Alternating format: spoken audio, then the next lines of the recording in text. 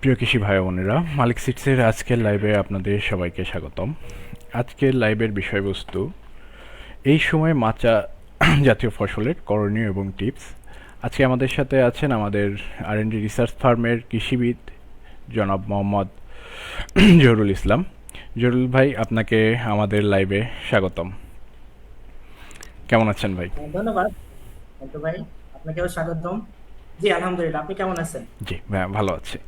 আচ্ছা জহুরুল ভাই, আজকে আমরা যে লাইভটা যাচ্ছি, লাইভের বিষয়বস্তু হচ্ছে এই সময় মাচা জাতীয় যে সবজিগুলো হয় এইগুলোর করণীয় এবং টিপস অ্যান্ড ট্রিক্স। আমাদের যে কৃষি ভাই ও বোনেরা আছেন, যারা উদ্যোক্তারা আছেন, সবাই সবার জন্য আর কি। তো জহুরুল ভাই, আসলে এই সময়ে যে যদি মাচা জাতীয় ক্রপ বা কেউ করতে চায়, সেই ক্ষেত্রে কি কি দিকগুলো একটু খেয়াল রাখতে হবে বা কোন কোন দিকগুলো করতে হবে, যদি একটু আমাদের সাথে শেয়ার করতেন আপনি। আসসালামু আলাইকুম সম্মানিত কৃষক ভাই, কৃষি উদ্যোক্তাবৃন্দ এবং সম্মানিত দর্শক মণ্ডলী, সবাইকে শুভেচ্ছা। আসলে এখন মার্চ মাস চলমান। এই সময় আসলে লতা বা মাচা জাতীয় ফসল যদি কেউ করতে চায়, তো প্রথমত যে বিষয়টা খেয়াল রাখতে হবে সেটা হচ্ছে ফসল নির্বাচন।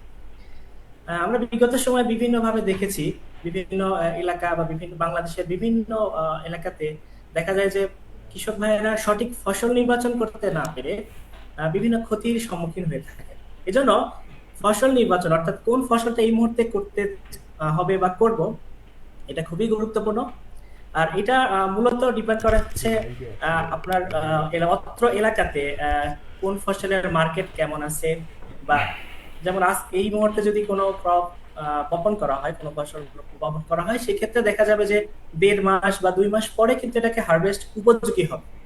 তো সেই কথা মাথায় রেখেই যে 1.5 থেকে 2 মাস পরে আমার এই ফসলের বাজার মূল্য কেমন থাকবে, বা আমি আসলে যে ফসলটা উৎপাদন করতে চাচ্ছি এটা আদৌ আমার এই বাজারে বিক্রি সম্ভব কিনা বা বিক্রি করে মুনাফা অর্জন সম্ভব কিনা, সেটা কিন্তু আগে আমাদেরকে বিবেচনায় রাখতে হবে। তারপরে আমাকে আসলে মূলত কোন ফসলটা করব এইটা আমাকে সিলেক্ট করতে হবে। পাশাপাশি বিভিন্ন ফসল কিন্তু একই সাথে কিন্তু সব এলাকাতে হয় না। দেখা যাচ্ছে যে এক একটা ফসল এক এক অঞ্চলে ভালো হচ্ছে, সেইটা সেই বিবেচনা করেও কিন্তু আমাকে ফসল নির্বাচন করতে হবে। তাছাড়া আরো কিছু বিষয় আছে, যেমন আমার একটা ফসলে খুব বেশি পানির প্রয়োজন হয়, অথচ আমার এই এলাকাতে যথেষ্ট পানি এই সময় পাওয়া যায় না, বা সেচের ব্যবস্থা এই সময় থাকে না, বা অতিরিক্ত সমস্যা, অর্থাৎ এই সময়ে এই ফসলটা করতে গেলে অনেক ধরনের চ্যালেঞ্জ আমার সামনে আসবে। এই সার্বিক বিষয়গুলোকে সামনে রেখেই মূলত আমাদের ফসলটাকে নির্বাচন করতে হবে। আচ্ছা জহুরুল ভাই, আমরা তো জানি এই মুহূর্তে আসলে রোজার প্রায় মাঝামাঝি অবস্থান আছেন। যারা রোজা টার্গেট করে যারা মাচা জাতীয় সবজি যেমন শশা বা যেগুলো চাষ করেছিলেন, সেগুলো কিন্তু এখন প্রায় মাঠে কিন্তু শেষ পর্যায়ে, হয়তো বা আর 1 মাস বা তারপর তার ওই জমিটা ফাঁকা হয়ে যাবে। তারপরে কিন্তু আসলে মূলত হচ্ছে যে মাচা জাতীয় যেগুলো হয়, মাচা সবজিগুলোর জন্য তারা প্রস্তুত নেবে। এখন আপনি পরবর্তীতে এই মুহূর্তে যারা মাচা জাতীয় চাষ করবে, তার কোন কোন সবজিগুলো আপনি করলে পরে কৃষকরা লাভবান হবে বলে আপনি মনে করেন? কোন কোন সবজিগুলো নির্বাচন আহ, করলে? ধন্যবাদ অঙ্কিতা। আসলে এই সময়টাতে এক এক অঞ্চলের জন্য এক এক ফসল কিন্তু লাভজনক হতে পারে। হ্যাঁ। যেমন কোন অঞ্চলে এই সময় যদি আবার বিভিন্ন করলা করা হয়, অথবা দেখা যাচ্ছে যে আবার শশা করা হয়। শশা অবশ্য সব এলাকাতে এই সময় করলে যে খুব বেশি লাভবান হবে তাও না। দেখা যাচ্ছে এই সময় যদি কেউ বরবটি করে, অথবা লাউ করে, অথবা করলা করে, মিষ্টি কুমড়া করে, এই সময় কিন্তু অঞ্চল ভেদে কিন্তু এটা এক এক অঞ্চলের জন্য এক এক রকম। তো এই জন্য আমি আসলে এই স্থানীয় বাজার, তারপরে সেই বিক্রির যে অবস্থাটা, এই মার্কেট কত বড় আছে, এই বিষয়টা কিন্তু নির্ভরশীল। এখন এখান থেকে আসলে বলা কঠিন যে আসলে এই সময় কোন ফসল কোন কৃষক করবে। এটা আসলে এক এক কৃষকের জন্য এক এক রকম পরামর্শ, অর্থাৎ ওই অঞ্চলে এই আগামী 1.5 বা 2 মাস পরে ফসল উঠলে ওই সময় আসলে বিক্রির আসলে প্রিভিয়াস হিস্ট্রি আসলে কেমন, আচ্ছা। যে গত বছর আমি এই সময় কোন ফসল করে লাভবান হয়েছে, এই প্রিভিয়াস হিস্ট্রি থেকে আসলে আমাদেরকে আগাইতে হবে। আর তাছাড়া রমজানকে টার্গেট করে যারা শশা করেছিলেন, অর্থাৎ প্রথম দিকে রমজানকে টার্গেট যারা করেছিলেন, তাদের কিন্তু ফসল প্রায় শেষের দিকে। হ্যাঁ। যারা মিড রমজান বা মধ্য রমজানকে টার্গেট করছেন, তাদের কিন্তু এখন পিক সিজন চলতেছে। এবং যারা লেট রমজান বা রোজার শেষ মুহূর্তকে টার্গেট করছেন, তাদের কিন্তু এখনো চলমান আছে। ফসল তো চলমান সেই আছে। দিক, জি সেই ফসলগুলো কিন্তু এখনো চলমান বা হারভেস্ট চলছে। তো সেই বিষয়গুলো কিন্তু খেয়াল করেই কিন্তু আমাকে জমি কখন ফাঁকা হবে এবং এই সময়টাতে, আসলে এই সময়টাতে মাচা জাতীয় ফসল বা লতা জাতীয় ফসল কিন্তু করার মোক্ষম সময় বা উত্তম সময়। যদি এরকমটা হয় যে আমার জমি এখন ফাঁকা নাই, তবে আরো 10 থেকে 15 দিন পরে ফাঁকা হবে, সেক্ষেত্রে সে চারা করে সেই কাজটাকে আগায় নিতে পারে। অর্থাৎ এখন বীজ বপন করে ট্রেতে চারা করে বা সিড বেডে চারা করে কিন্তু সে এই সময়টাকে কিন্তু কাভার দেওয়া সম্ভব। এই জন্য এই সময়টাতে যদি কারো জমি ফাঁকা থাকে, সেই ক্ষেত্রে সে কিন্তু ডিরেক্ট সোয়িং এ যাবে। আর যদি এই সময় জমি ফাঁকা না থাকে, তাহলে সেক্ষেত্রে কিন্তু সে চারা করে তারপরে কিন্তু বাকি কাজগুলো সে সারতে পারবে। আচ্ছা, আমরা কিন্তু একটা সময় দেখছি যে যে করলার যে বিষয়টা, করলার বাজার দর কিন্তু সবসময় ঊর্ধ্বগতি থাকে। আপনি যে টাইমটাতেই চাষ করেন না কেন, করলার বাজার সাধারণত নিম্নগতি হয় না। সেই ক্ষেত্রে এখন তো মোটামুটি করলার একটা সিজন চলে আসছে, তাহলে পরে তো মোটামুটি এখন সবাই করলা চাষ করতে পারবে। এই ক্ষেত্রে যারা এই মুহূর্তে করলা চাষ করতে চাচ্ছেন, তারা আমাদের মালিক সিডসের বেশ কয়েকটা ভ্যারাইটি রয়েছে, যেমন সালাম, গ্লোরি, বিজয়া, আলিশা, দুর্বার এবং আপন। আপনার এলাকার চাহিদা অনুযায়ী সেটা চাষ করতে পারে। এটা আসলে ভাইয়া ফসল নির্বাচন গেল। এখন কোন ধরনের জমি তারা নির্বাচন করবে? কারণ সামনে বর্ষার একটা সিজন আসতেছে। যদি তারা চাষ শুরু করে, তাহলে সেই ক্ষেত্রে দেখা যাবে আস্তে আস্তে বর্ষা কিন্তু চলে আসবে। বর্ষা চলে আসলে জমিতে পানি জমলে পরে অনেক সময় অনেক ধরনের সমস্যা হবে। সো এখন মাচা জাতীয় ফসলে যে জাতগুলো বা যে সবজিগুলো তারা চাষ করবে, সেক্ষেত্রে কি ধরনের জমি তারা নির্বাচন করবে? আচ্ছা, ধন্যবাদ। তো আসলে খুবই সময়োপযোগী প্রশ্ন। সেটা হচ্ছে যে আসলে কোন জমিতে আসলে কোন ফসলটা করব। হ্যাঁ।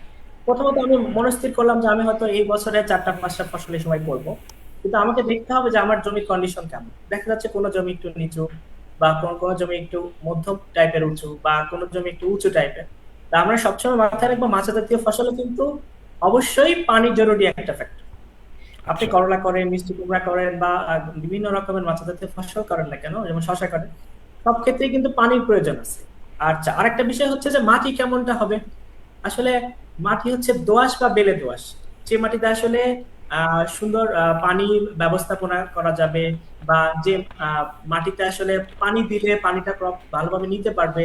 তো এই সময় যে বিষয়টা অ্যাভয়েড করবে সেটা হচ্ছে কাদা মাটি বা শক্ত মাটি, বেশি এঁটেল মাটিটা কিন্তু আসলে মাচা জাতীয় ফসলের জন্য একটু অ্যাভয়েড করার চেষ্টা করবে। বেশি ভালো হয় বেলে দোআঁশ বা দোআঁশ মাটিতে, খুবই ভালো হয়। আমরা সেইভাবে উঁচু জমিতে একরকম, যেমন এখন যদি শশা করতে চাই, শশা কিন্তু শর্ট ডিউরেশনের একটা ক্রপ। এটা কিন্তু 3-4 মাস ব্যাপী ফসল হারভেস্ট করা যায়, বিষয়টা এমন না। বাকি বিভিন্ন অবস্থা বুঝে এটা করা যেতে পারে, তবে সাধারণভাবে যেটা বলা হয় এটা কিন্তু 60, 70, 80 দিনের একটা 80 ফসল। দিনের একটা অর্থাৎ ফসল, হ্যাঁ। আমাদের কিন্তু এখন মার্চ মাস যদি চলে, মার্চ, এপ্রিল, মে, জুন, অর্থাৎ বৃষ্টির আগে কিন্তু আমাদের এই শসা কিন্তু হারভেস্ট করা শেষ হয়ে যাবে। আচ্ছা। কিন্তু আমরা যদি কেউ মিষ্টি কুমড়া বা তরমুজের কথা যদি চিন্তা করি, সেক্ষেত্রে কিন্তু আমাকে অবশ্যই উঁচু জমিকে নির্বাচন করতে হবে, যেখানে বৃষ্টিপাত হলেও দ্রুত পানি নেমে যাবে এবং পানি দ্রুত নিষ্কাশিত হবে এরকম ব্যবস্থা আছে, পানি জমে থাকবে না এরকম একটা অবস্থা যাতে থাকে। এইভাবে আমরা জমিটাকে নির্বাচন। ওকে। আর আরেকটা বিষয় হচ্ছে মাঝে মধ্যে ফসলে যে আমরা যাতে উজ্জ্বল অর্থাৎ যেখানে সারাদিন ব্যাপী রোদ পাওয়া যায়, পার্শিয়াল বা মানে কোনো ছায়াযুক্ত স্থানে না, বরং রৌদ্রোজ্জ্বল পরিবেশে কিন্তু আমাদের মাছ চাষের ফসলটা ভালো হয়। আচ্ছা ভাই, যেহেতু আপনি এই মুহূর্তেই বললেন যে তরমুজ চাষের বিষয়টা, আসলে এই মুহূর্তে তরমুজ কি সবাই সাধারণত এইভাবেই করতে পারবে, মাচাতেই করতে হবে, বা নাকি সমতল জমিতেও তরমুজ এই মুহূর্তে চাষ করা সম্ভব? যদি একটু বলতেন। আসলে এটাও একটা বিষয় যে আসলে এই সময় আমি যে তরমুজ করতে চাচ্ছি আসলে কিভাবে চাষ করবো। হ্যাঁ। যদি আমি বলি যে এই এই মুহূর্তে যদি কেউ বীজ বপন করতে চায়, তাহলে সেক্ষেত্রে কিন্তু মাটিতে করতে পারবে। কিন্তু যদি আরো কিছুদিন পরে, অর্থাৎ আরো 20 বা 25 বা 30 দিন পরে যদি করতে চায়, সেক্ষেত্রে কিন্তু অবশ্যই মাচাতে করতে হবে। কারণ হচ্ছে বৃষ্টির মধ্যে কিন্তু আবার তরমুজের মানে যদি এরকম অতিরিক্ত বৃষ্টিপাত হয়, অল্প অল্প বৃষ্টিপাত হলে তো খুব বেশি সমস্যা হয় না, বাকি যদি অতিরিক্ত বৃষ্টিপাত হয়, তাহলে সেক্ষেত্রে কিন্তু বিশেষ সতর্কতা অবলম্বন করতে হবে। এজন্য অঞ্চল ভেদে দেখা যাচ্ছে কোন অঞ্চলে জুলাই মাসে খুবই বৃষ্টিপাত হচ্ছে, কোন অঞ্চলে জুন মাসে বৃষ্টিপাত হচ্ছে, কোন অঞ্চলে মে মাস থেকেই বৃষ্টিপাত শুরু হচ্ছে। তো এই বিষয়গুলোকে বিবেচনা রেখে আসলে যদি বৃষ্টিপাত প্রবণ অঞ্চল হয়ে থাকে, সেক্ষেত্রে মাচাই করাটা খুবই খুবই উত্তম।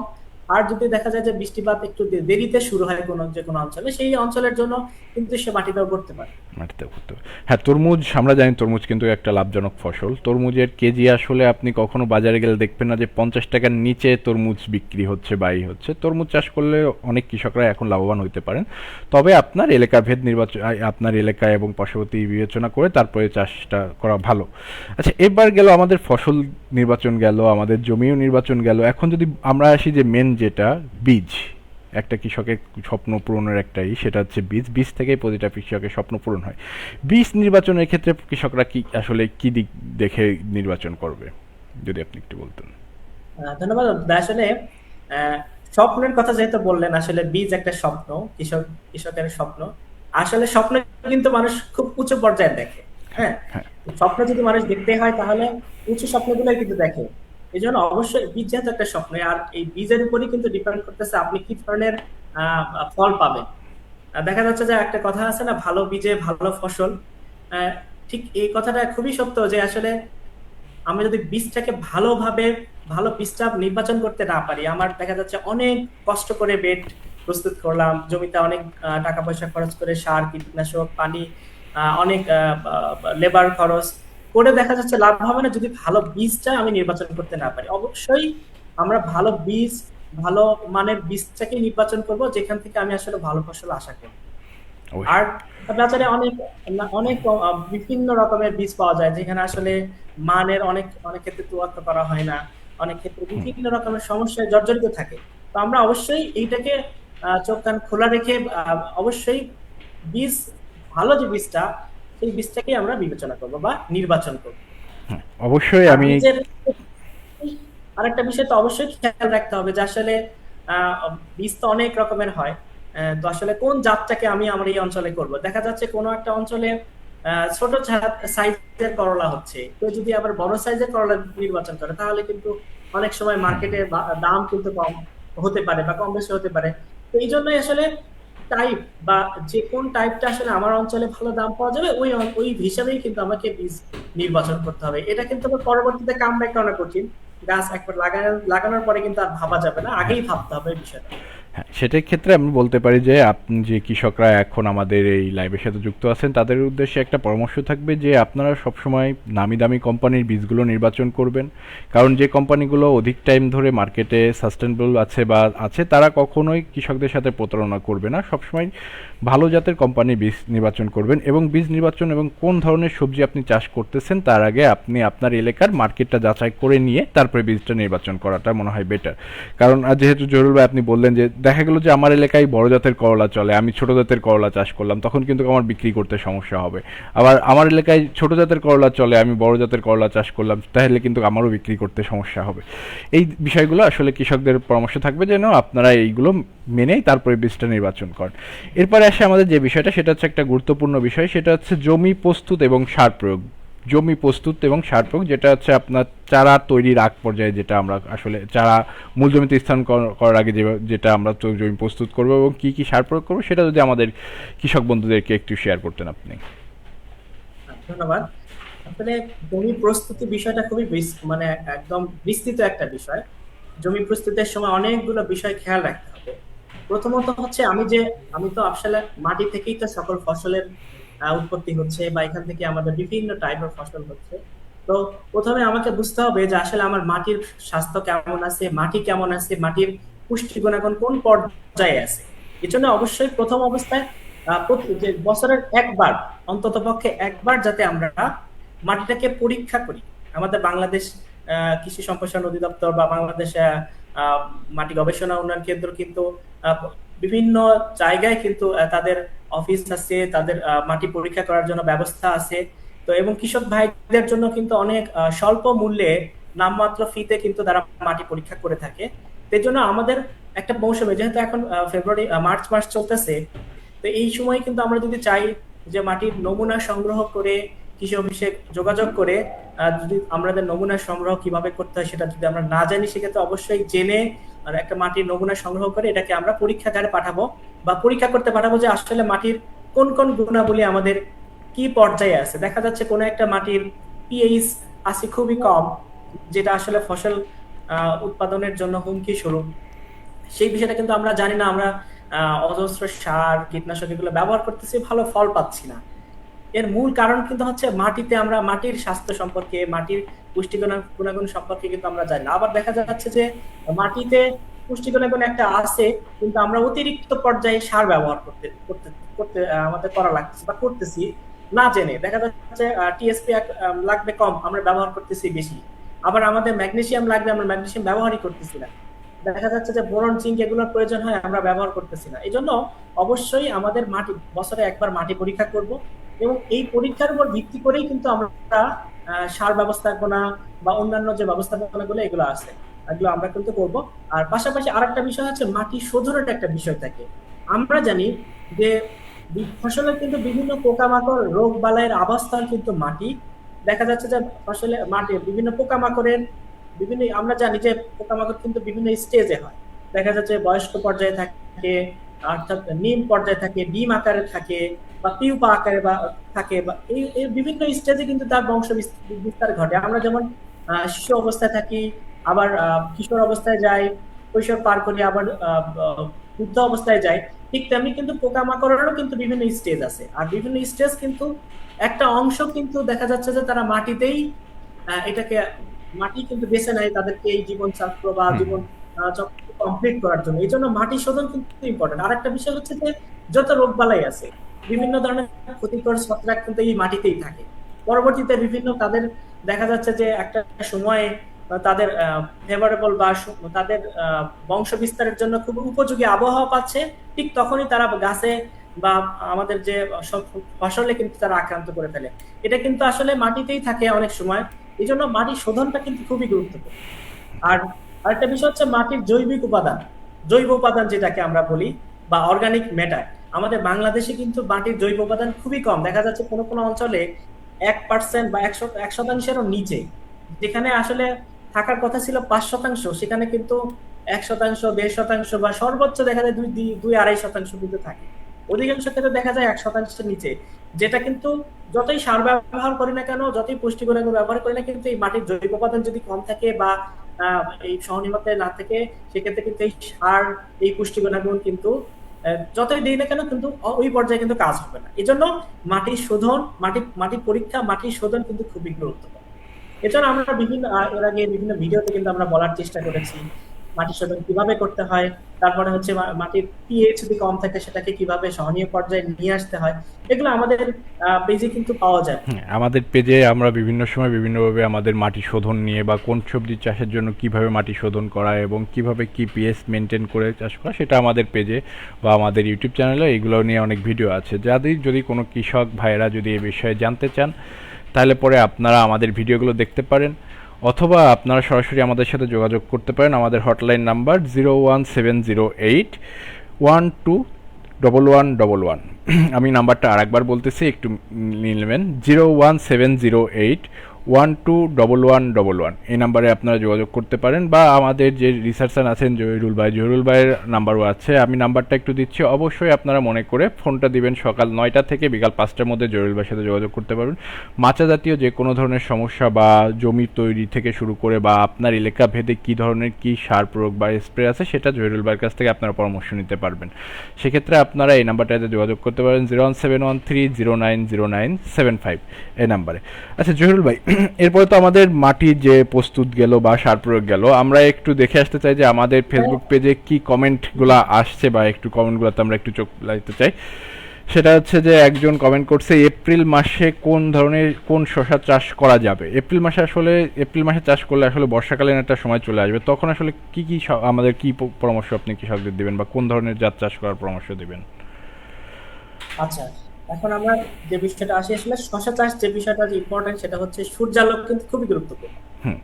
দেখা যাচ্ছে যে কিছু কিছু ভ্যারাইটি আছে যে সূর্যের আলো না পেলে অনেক সময় অনেক প্রবলেম দেখা যায়, যে ফল সেট হচ্ছে না বা পুষ্পল এর পরিমাণটা বেড়ে যাচ্ছে, স্ত্রী ফুলটা কমে যাচ্ছে।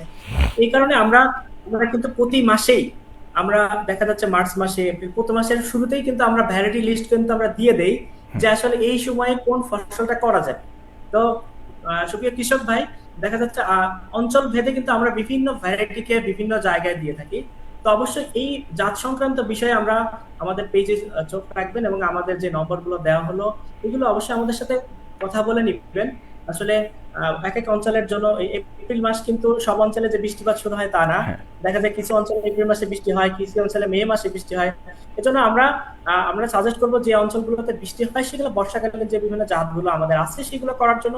আর তাছাড়া এখন গ্রীষ্মকালে যে জাতগুলো আমরা সাজেস্ট করে থাকি সেইগুলোই আমরা এখন করতে পারবো। যদি বর্ষাকালটা টার্গেট করি সেক্ষেত্রে বর্ষাকালীন যে জাতগুলো আছে ওগুলো আমরা চাষ করে থাকবো। আচ্ছা, একজন আরেকটা বিষয় হুম। আমরা একটা বিষয় আরেকটা বিষয় বলে রাখি যে অনেক সময় কৃষক ভাইরা একটা বলে থাকে যে ভাই আমাদের জমিতে কতটুকু করে সার দেবো আর কি কি দিব। তা আমরা কিন্তু একটা পরামর্শ কমনলি দিয়ে থাকি যে আসলে আপনার সার তো ব্যবহার করবেনই। দেখা যাচ্ছে যে টিএসপি, এমওপি, ডিএপি, তারপরে হচ্ছে আপনার ম্যাগনেসিয়াম, জিঙ্ক, বোরন, এই সারগুলো তো দিয়ে থাকেই। পাশাপাশি আমাদের বিভিন্ন রকমের মাটি শোধন করতে যে বিষয়গুলো লাগে সেগুলো তো আমরা করবোই, কিন্তু পাশাপাশি আমাদের এখন যে অ্যালার্মিং যে বিষয়টা আছে সেটা হচ্ছে জৈব উপাদান কিন্তু আমরা অনেক সময় ব্যবহার করতে উৎসাহিত বোধ করি না। এই জন্য জৈব পদার্থ বা জৈব উপাদান বা অর্গানিক সার, জৈব সার এই বা এই গোবর সার বা ভার্মি কম্পোস্ট বা কেঁচো সার এইগুলো কিন্তু আমরা বেশি থেকে বেশি ব্যবহার করি। দেখা যাচ্ছে যে কোনো কোনো অঞ্চলের জন্য 15 কেজি 20 কেজি শতাংশে কিন্তু আমরা সাজেস্ট করে থাকি। এটা অঞ্চল ভেদে ভিন্নতা থাকতে পারে। এজন্য এটা কিন্তু আমাদের মনে রাখতে হবে যে আমাকে অবশ্যই জৈব সার বেশি পরিমাণে দিতে হবে। আর পাশাপাশি আমাদের ফসলটাকে দ্রুত বৃদ্ধি করার জন্য আবার এই মাটিতে যাতে যে খাদ্য উপাদানগুলো আমরা ব্যবহার করলাম সেগুলো যাতে ভালোভাবে কাজ করে এবং গাছ যাতে ভালোভাবে নিতে পারে, গাছের উপযোগী হতে পারে, সেই জন্য আমরা কিন্তু হিউমিক অ্যাসিড, ফালবিক অ্যাসিড সমৃদ্ধ যে উপাদান বাজারে পাওয়া যায় এগুলো কিন্তু আমরা ব্যবহার করবো। কারণ এগুলো ব্যবহার করলে দেখা যাচ্ছে যে বিভিন্ন খাদ্য উপাদান কিন্তু অ্যাভেলেবেল ফর্মে আসে বা গাছ যে ফর্মে নিতে পারে সেই উপযোগী ফর্মে কিন্তু সে আসে। এই জন্য আমরা হিউমিক অ্যাসিড, ফালবিক অ্যাসিড সমৃদ্ধ যে সমস্ত উপাদান আছে এগুলো ব্যবহার করব। পাশাপাশি রুটের জন্য, শিকড়ের জন্য যে যে সমস্ত গ্রোথ রেগুলেটর গুলো আছে এগুলো ন্যাপথালিক অ্যাসিড, বাজারে বিভিন্ন নামে পাওয়া যায়, এগুলো আমরা কিন্তু ব্যবহার করবো। তাহলে কি হবে, শিকড়টা ভালো থাকবে, বৃদ্ধি পাবে এবং এই বৃদ্ধি পাওয়ার ফলে দেখা যায় শিকড়টা একটু গভীরে যাবে এবং গভীর থেকে তার খাদ্য উপাদান, পানি, প্রয়োজনীয় উপাদানগুলো কিন্তু সে শোষণ করতে পারবে। এই জন্য এগুলো উপাদানকে ব্যবহার করবে। আর একটা বিষয় হচ্ছে যে অনেক সময় নেমাটোড বা কৃমি এগুলো কিন্তু কিছু কিছু অঞ্চলের জন্য খুবই সমস্যা হয়ে দাঁড়িয়েছে। গুরুত্বপূর্ণ সমস্যা দেখা হয়ে যায় যে দাঁড়িয়েছে, হ্যাঁ। কোনো সমস্যা, দেখা যাচ্ছে যে কৃষক অনেক পরে গিয়ে এটা বুঝতে পারে যখন আসলে কিছু করার থাকে না। এই জন্য বাজারে যে সমস্ত নেমাটোড নাশক পাওয়া যায় এগুলো কিন্তু আমরা ব্যবহার করব। বিভিন্ন দানাদার যেগুলো পাওয়া যায় এগুলো কিন্তু ব্যবহার করলে দেখা যাচ্ছে যে এই নেমাটোডের হাত থেকে কিন্তু আমরা অনেকাংশেই রক্ষা পেতে পারি এবং ফসলকে কিন্তু সর্বোচ্চ পর্যায়ে আমরা সেখান থেকে হারভেস্ট করতে পারি। তো এই বিষয়গুলো আমরা কিন্তু জমি প্রস্তুতি এবং সার প্রয়োগের সময় কিন্তু অবশ্যই অবশ্যই খেয়াল রাখবো। ওকে।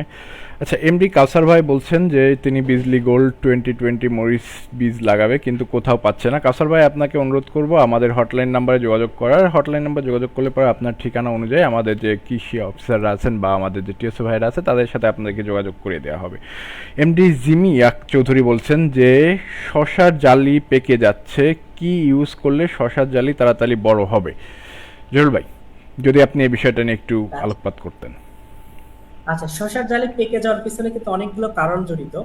একটা হচ্ছে যদি এই সময়ে দেখা যাচ্ছে যে রাতের তাপমাত্রা থাকে হচ্ছে দেখা যায় 20 ডিগ্রি সেলসিয়াসের নিচে কোনো কোনো অঞ্চলে, আর দিনের অত্যধিক পরিমাণে মানে সূর্যালোক দেখা যায় তাপমাত্রা 25-30-এর কাছাকাছি পৌঁছে যায়। এই কারণে দেখা যায় যে পোলেন অর্থাৎ পরাগ রেণু যেটা সেটা কিন্তু অনেক সময় শুকিয়ে যায়, পরাগায়ন হয় না। আর দ্বিতীয় আরেকটা কারণ হচ্ছে মাছি পোকার আক্রমণ যদি হয়ে থাকে সেক্ষেত্রে কিন্তু জালি কিন্তু নষ্ট হয়ে যায়, হলুদ হয়ে যায় এবং ঝরে যেতে পারে। আরেকটা কারণ হচ্ছে ছত্রাকের আক্রমণ যদি হয়ে থাকে সেক্ষেত্রেও কিন্তু এগুলো হয়ে থাকে। এখন আপনার আসলে কোন সমস্যাটি হচ্ছে এগুলো আসলে আমাদের এই তিনটা কারণে যে কোনো একটা হতে পারে।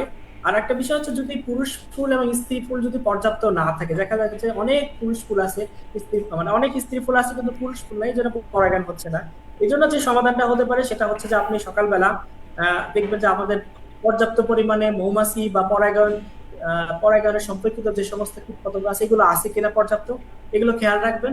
আর যদি ছত্রাক জনিত সমস্যা থাকে, দেখা যাচ্ছে যে ছোট অবস্থায় পচে যাচ্ছে, আর আরেকটা হচ্ছে এই অবস্থায় কিন্তু আমাদের ছত্রাকনাশক কিন্তু ব্যবহার করতে পারি। যেমন ছত্রাকনাশকের মধ্যে অ্যাজোক্সিস্ট্রোবিন, ডাইফেনোকোনাজল গ্রুপের যে ছত্রাকনাশকগুলো আছে এগুলো কিন্তু ভালো কাজ করে।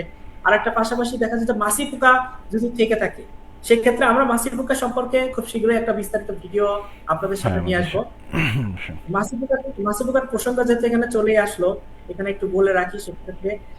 সেটা হচ্ছে যে মাছি পোকা কিন্তু তার বিভিন্ন স্টেজ কিন্তু তার কিন্তু জীবনচক্র 4 ধাপে সংগঠিত হয়। একটা হচ্ছে যে যখন উড়ে বেড়ায় যে মাছি পোকাটা, যেটা আমরা চোখে খালি চোখে দেখি, সেটা কিন্তু দেখা যাচ্ছে তার, সে কিন্তু কেন আসে মাঠে, কৃষক ভাইরা কিন্তু অনেক সময় খালি বলে যে কোন কীটনাশকটা ভাই দিব, সেটা একটু সাজেস্ট করলে কিন্তু আমরা বলতে পারি। আসলে কিন্তু মাছি পোকাকে দমন করার জন্য শুধু স্প্রে জরুরি না, স্প্রে মানে যথেষ্ট না, এখানে কিন্তু আরো কিছু সতর্কতা কিন্তু অবলম্বন করতে হবে। যেমন মাছি পোকা কিন্তু পছন্দ করে যখন হচ্ছে মানে ফুল ফোটা শুরু হয়, তখন আসলে আমাদের যে গোর্ডস ফ্যামিলি, অর্থাৎ লতা জাতীয় যে উদ্ভিদ গুলো, আমার যে সমস্ত লাউ, মিষ্টি কুমড়া, শশা বা করলা, এইগুলো থেকে কিন্তু এক ধরনের পদার্থ নিঃসরণ হয়, যার কারণে কিন্তু তারা কিন্তু একটা মানে তারা আকর্ষণ বোধ করে এবং সেখানে কিন্তু আসে। আরেকটা বিষয় হচ্ছে যে এই মাছি পোকা কিন্তু যখন, এই স্ত্রী মাছি পোকা যেগুলো আছে সেগুলোই কিন্তু মূলত ক্ষতিকর। এগুলো কিন্তু আসলে যখন আমাদের ফল ছোট অবস্থায় থাকে, কচি অবস্থায় থাকে, এটা কিন্তু যখন সে ডিম পাড়তে আসে, তখন কিন্তু তার অনেক প্রোটিনের প্রয়োজন হয়। আবার দেখা যাচ্ছে যে সে কিন্তু এই ধরনের আমাদের যে মাছের ফসল কিন্তু তার আকৃষ্ট হয়, তখন সে আসে এবং নরম জায়গা পায় এবং সেখানে কিন্তু ডিম পাড়ে, এবং তখনই কিন্তু ফসলটা ঝরে যায়, পচে যায় এবং নষ্ট হয়ে যায়।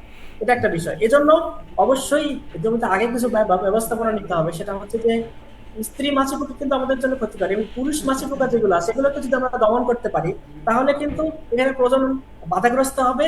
এবং এটা পুরুষ মাছি পোকা দমন করার জন্য কিন্তু বিভিন্ন ফেরোমন ফাঁদ মানে বাজারে কিন্তু এখন পাওয়া যাচ্ছে। দেখা যাচ্ছে যে কোনোটা হচ্ছে পানি দিয়ে ব্যবহার করতে হয়, কোনোটা পানি ছাড়াও ব্যবহার করা যায়, সেগুলো কিন্তু ব্যবহার করতে হবে। এবং মাছি পোকা সাধারণত ছায়াযুক্ত স্থান কিন্তু পছন্দ করে। দেখা যাচ্ছে যে ফলটা পাতার নিচে আছে, সেটা কিন্তু সে বেশি ক্ষতিগ্রস্ত করে ফেলে, বা সেখানে কিন্তু সে বেশি ডিম পাড়তে কিন্তু স্বাচ্ছন্দ্য বোধ করে। এজন্য যে বাজারে যে ফেরোমন ফাঁদ গুলো মানে পাওয়া যায় মাছি পোকার জন্য, সেগুলো কিন্তু আমাদের জমির চারপাশের সহ, এখানে কিন্তু জমির চারপাশে একটা ইম্পর্টেন্ট জায়গা যেখান থেকে মাছি পোকা আসলে প্রবেশ করবে, সেখানে দিতে হবে। মাঝে মাঝে জমির মাঝামাঝিও কিন্তু দিতে হবে, এটা কিন্তু অতিরিক্ত পর্যায়ে দেওয়া যাবে না। এটা একটু খেয়াল রাখবেন যে অতিরিক্ত দেওয়া যাবে না, আবার কমও দেওয়া যাবে না। এবং পাশাপাশি আপনার ফিল্ডের পাশে যদি অন্য কোনো ফসল, আপনার ফসলের মতো কোনো ফসল থাকে, অবশ্যই সেখানেও যদি ব্যবহার করা থাকে সেখান থেকে কিন্তু খুবই গুরুত্বপূর্ণ, সেটা কিন্তু ব্যবহার করলে ভালো। কারণ দেখা যাচ্ছে আপনার জমিতে হয়তো প্রোটেকশন আছে, কিন্তু দেখা যাচ্ছে পাশের জমিতে কিন্তু নাই, সেক্ষেত্রে কিন্তু কার্যকারিতা অনেক ক্ষেত্রে কমে যাবে। আর পাশাপাশি কিছু স্প্রে আছে, এবং আর আমাদের আরো কিছু জৈব উপায় আছে, যার মাধ্যমে কিন্তু আমরা স্ত্রী মাছি পোকাকে কন্ট্রোল করতে পারি। অর্থাৎ পুরুষ মাছি পোকা কিন্তু আমরা ফেরোমন ফাঁদ দিয়ে কন্ট্রোল করলাম, আর স্ত্রী মাছি পোকাকে কিন্তু আমরা বিভিন্ন জৈব ফাঁদ ব্যবহার করে কিন্তু করা যাবে। আর পাশাপাশি কিছু স্প্রে ব্যবহার করা যেতে পারে, যেমন প্রোফেনস এবং সাইফারমেথ্রিন গ্রুপের যে সমস্ত কীটনাশক বাজারে পাওয়া যায়, এগুলো কিন্তু ব্যবহার করা যেতে পারে। তবে অবশ্যই মাথায় রাখবো যে আমরা যে যখন ফল হারভেস্ট করব, অর্থাৎ ফল যখন মাঠ থেকে সংগ্রহ করব, তার কিন্তু অনেক কয়েকদিন আগে কিন্তু এটা দিতে হবে। কারণ 6 থেকে 7 দিন আগে যদি আমরা না দেই, ওটা কিন্তু সাথে সাথে স্প্রে করার পরে যদি আমরা বাজারে নেই, সেটা কিন্তু সবার জন্য বিষাক্ত হবে। বিষাক্ত হয়ে এই যাবে, জন্য হ্যাঁ। আমরা এই মাথায় রেখে আমরা কিন্তু আগাবো। এবং ওকে। স্প্রের ক্ষেত্রে অবশ্যই বিকাল বেলা থেকে কিন্তু আমরা স্প্রেটা ব্যবহার করব। কারণ হচ্ছে সকালবেলা যে পরাগায়ন সম্পন্ন হয়, বিভিন্ন পোকামাকড় যেগুলো পরাগায়নের সাথে সম্পর্কিত, তারা কিন্তু তাদের আনাগোনা থাকে, এই সমস্ত স্প্রে যদি ব্যবহার করে তাদের কিন্তু উপস্থিতি কমে যাবে, আবার পরাগায়নের সমস্যা হবে। এজন্য এই বিষয়ে কিন্তু খেয়াল রাখবো। ওকে, তাহলে জিমি ভাই, আশা করি আপনি আপনার প্রশ্নের উত্তর পেয়ে গেছেন। যদি কোনো রকম কোনো কনফিউশন থাকে বা কোনো কিছু অতিরিক্ত জানার থাকে, তাহলে পরে আপনি আমাদের হটলাইন নাম্বারে যোগাযোগ করতে পারেন। সেখান থেকে আমাদের জরুরি বা রিসার্চার যিনি আছেন আপনাকে আপনার সমস্যার সমাধানগুলো দিয়ে দেবেন। এরপর আছে কালাম আজাদ আছেন, তিনি লিখছেন যে এখন কি সামার হোয়াইট ফুলকপি চাষ করা যাবে? হ্যাঁ ভাই, আপনি এখন সামার হোয়াইট জাতের ফুলকপিটা চাষ করতে পারবেন। সেখানে বিজলি গোল্ড 2020 মরিচ লাগবে, কোথায় পাবো? একটু জনাব কাউসার, এমডি কাউসার ভাই, আপনি যদি একটু আমাদেরকে কমেন্ট করতেন যে আপনি কোন জেলা থেকে দেখছেন, তাহলে আমাদের প্রতিনিধি আপনার আমাদের এই জেলার হটলাইন নাম্বার বা যে আমাদের প্রতিনিধি আছে তার নাম্বারটা আপনাকে শেয়ার করে দেওয়া যেত। আপনাদের হটলাইন নাম্বারে কল দিলে রিসিভ করে না, আন্তরিকভাবে দুঃখিত। হয়তো বা আপনি বেশি রাত্রে ফোন দিয়েছেন, বা যে সময় আপনি ফোন দিয়েছিলেন সেই সময় তো আমাদের হটলাইন সবগুলো ব্যস্ত ছিল, যে কারণে ফোনটা রিসিভ করা হয় নাই। কিন্তু পরবর্তীতে এরকম কোনো সমস্যা হবে না। আপনার যে কোনো সমস্যার জন্য আপনারা এই নাম্বারে আমাদের হটলাইন নাম্বারে যোগাযোগ করতে পারেন। আমি বেগুন চাষ করছি, গ্রিন বল।